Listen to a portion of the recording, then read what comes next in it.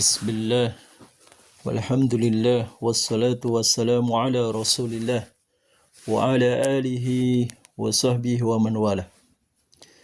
Alhamdulillah, first and foremost, we have to remind ourselves that first and foremost is to be grateful to Allah subhanahu wa ta'ala.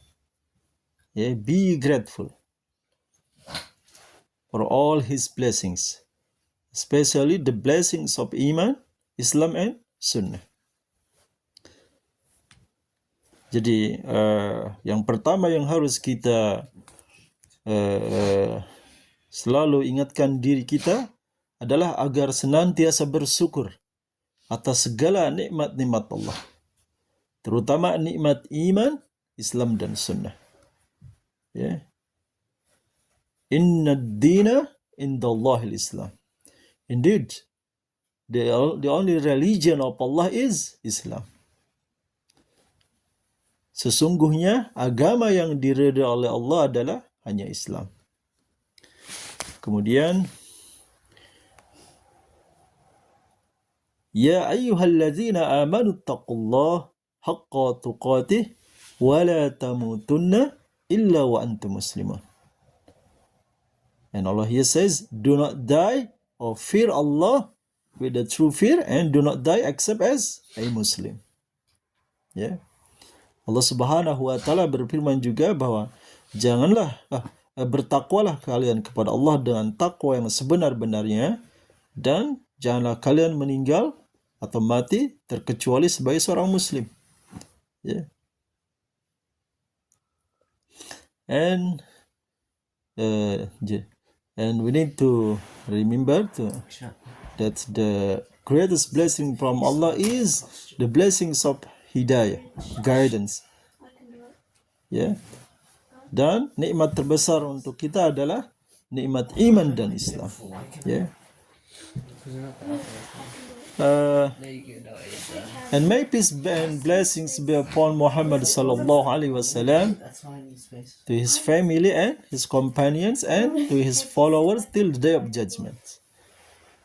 Dan semoga salawat serta salam senantiasa tercurah kepada Rasulullah sallallahu alaihi wasallam, kepada keluarganya, kepada para sahabatnya, dan juga kepada pengikut sampai yaumil akhirah. Ya.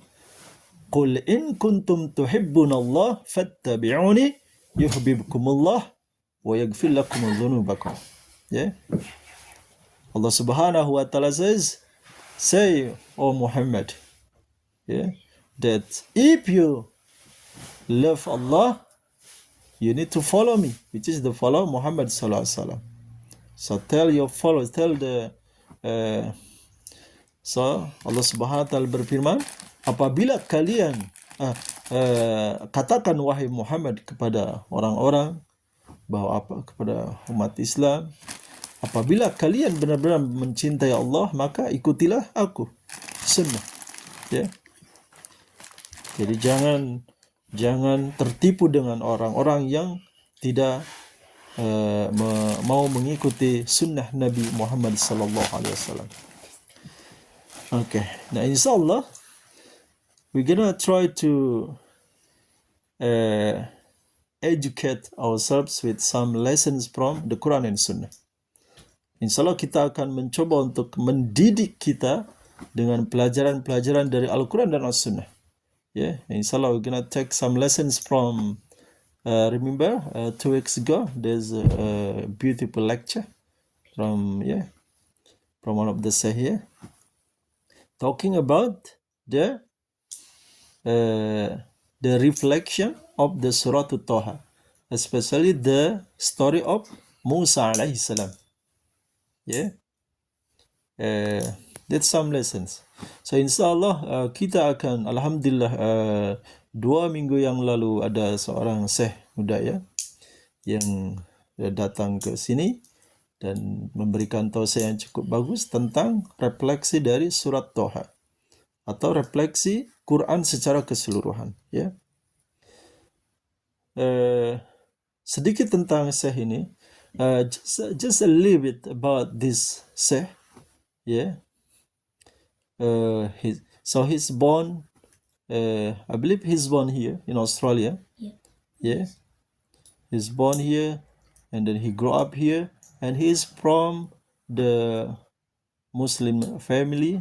Yeah, which is his father and his mom from the one of the Biladism, the country in like Lebanon, Syria, Jordan, and Palestine. Yeah. Jadi sedikit tentang Syekh ini. Jadi beliau ini lahir dan besar di Australia dan apa? Dan berlatar belakang negara Sam, ya, itu Syria, Palestina, Jordania dan Palestina, ya.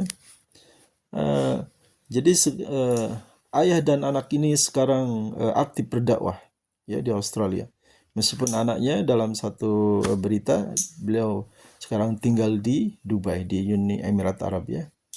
And both of them parents, the father and the son, is now they're very active doing Islamic propagations in Sydney especially, yeah, in online and offline, yeah. But I heard that the son is live in UAE, Uni Emirat Arab, yeah, in Dubai, and he grew up, alhamdulillah, yeah. When he was 20 years old, he went to Medina University, stay for years, and then when he come back here, he do actively in Islamic propagations. Yeah, and his voice is, if you heard his voice, just like his father. The way because I attended his father lesson since 2005. Yeah, when I arrived at JSRAP in Australia in 2005, so I attended his father lecture, yeah, following until now. It's been 20 years, and the son, he went with his best friend as well. One of his best friend became the Sheikh as well here in Sydney. So they, but his best friend is studied in general knowledge in Sydney. So after he graduated from the one of the university in Sydney, he went to University Medina as well. Yeah, Medina University as well. Jadi setelah jadi dia jadi sekitar 20 tahun dia ke Madinah dan dia bersama temannya juga ada temannya juga, tapi sebelum ke Madinah temannya ini kuliah di Universitas Umum dulu, ya, di Sydney, kemudian ke Madinah University, dan mereka berdua belajar di Madinah dan kemudian kembali ke Australia menjadi dai-dai, ya, menjadi syekh di Australia ini, ya. Barakallahu lahumah. Now, jadi subhanallah. So the first lesson is he says that we need to be grateful for the guidance of Allah. That's Allah make us as a Muslim. Ya. Jadi yang pertama, kita harus bersyukur dengan hidayah Islam. Ya, dengan Allah menjadikan kita sebagai hambanya, sebagai orang Muslim, sebagai orang Islam, itu adalah nikmat yang besar. The second one is we need to be the virtues of gathering in the masjid, reading Quran and then studying, yeah, lectures in the masjid. Yeah, there's some virtues when you the gathering in the masjid. Yeah. Kemudian yang kedua adalah keutamaan berkumpul di masjid. Ya, ini subhanallah. Ya, seharusnya para asatidz atau para ajengan, kiai, buya atau apalah dai, ketika memulai ceramahnya ada alangkah baiknya untuk membawakan hadis ini tentang keutamaan. Can I have 5 more minutes? Yeah, just 5 more minutes. Yeah, and then so jadi untuk membawakan hadis tentang keutamaan ini, ya. So it's better, I believe, if the sheikh or the speaker the one who give lecture, in the introductions, they mentions the hadith about the virtues of or the benefits, the gathering, Islamic gathering in the masjid. Yeah, like Allah will give the mercy, and then Allah will mention your name in the best majlis gathering, yeah, the best, the gathering of angels, yeah, and then Allah gonna give you tranquility, yeah. Okay, that's the second one. The third one, what is the third one? The third one, he mentioned about the reality of the Muslim society, Muslim Ummah with the Quran, the attitude of the Muslim Ummah, which is they now, unfortunately, many Muslim, they do not put big attention, big effort towards Al-Quran. Ya, jadi yang ketiga, beliau merasa prihatin dengan realita umat Islam saat ini yang bersikap tidak begitu baik dengan Al-Quran. Ya, kemudian yang keempat, the fourth one is the sadness of the reality that many Muslim, they love studying, they drowning themselves in the general knowledge, not in the religions one. Yeah, they learn math, they learn psychology, they learn not something religions. Yeah, so yeah, it's the sadness. Yeah, the sad reality. Yeah, not a good one. Jadi yang keempat, saya ini juga merasa sedih dengan realita umat Islam yang banyak hanya tenggelam dalam ilmu-ilmu duniawi, ya, melupakan ilmu-ilmu agama, ya. Kemudian yang kelima, saya membawakan satu hadis tentang man yuridillahu bi khairan yufaqihu fiddin. Jadi barang siapa yang whomsoever Allah wants him to be good, Allah gonna make him understand the religion. Okay? So dalam hadis Allah Subhanahu Rasulullah sallallahu alaihi wasallam bersabda, barang siapa yang diinginkan kebaikan oleh Allah Subhanahu wa taala, diinginkan kesuksesan, kebahagiaan, ya, maka Allah akan memberikan akan menjadikannya paham dalam agama, ya. Kemudian yang keenam, tentang pentingnya umat Islam untuk kembali ke Al-Quran, ya, tentunya dengan As-Sunnah juga, ya, untuk agar mencapai kebahagiaannya, ya, terutama di saat-saat sekarang ini, ya, di saat banyak problem masalah, seharusnya umat Islam kembali pada Al-Quran. So the fifth one is the urgent, the important and the urgently the Muslim nation to go back to the Quran to get the solution for all their problems. Yeah. And then the seventh one is the reflections about the story of Musa alayhi salam. Yeah, story about Musa alayhi salam. Yeah, about the definition of his name, the meaning of his name, and then the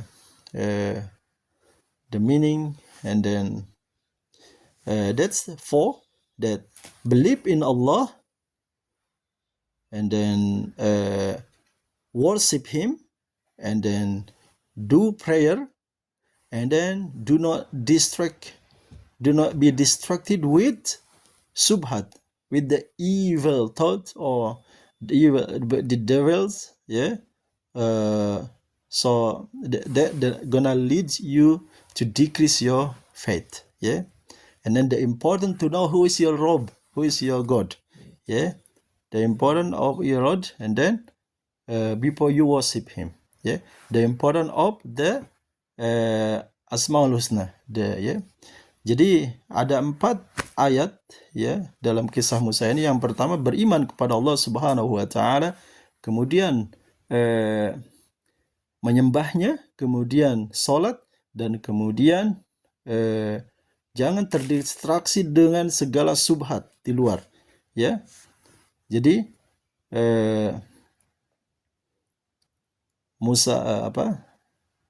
jadi barakallahu fikum.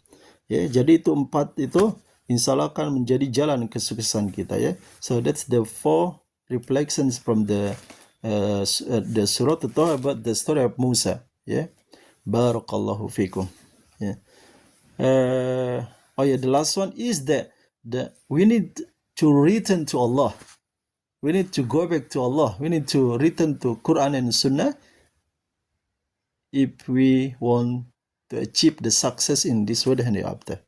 Ya, jadi kesimpulan akhirnya, jadi bahwa kalau kita menginginkan kesuksesan, kebahagiaan, maka tidak ada jalan lain terkecuali kita harus kembali kepada Allah dan Rasulnya.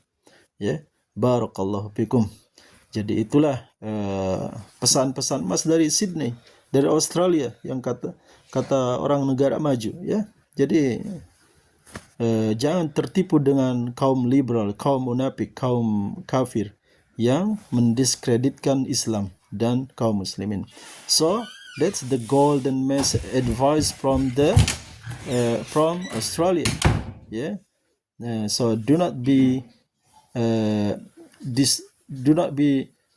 distracted or do not be deceived by the disbeliever, the hypocrites, or the one who try to destroy Islam and stereotyping Islam with the bad things. Yeah, barakallahu fikum. May Allah protect us. May Allah give us istiqamah till the day of judgment. Yeah. أقول قولي هذا فاستغفر الله لي ولكم سبحانك اللهم وبحمدك أشهد أن لا إله إلا أنت أستغفرك وأتوب إليك. والسلام عليكم ورحمة الله وبركاته.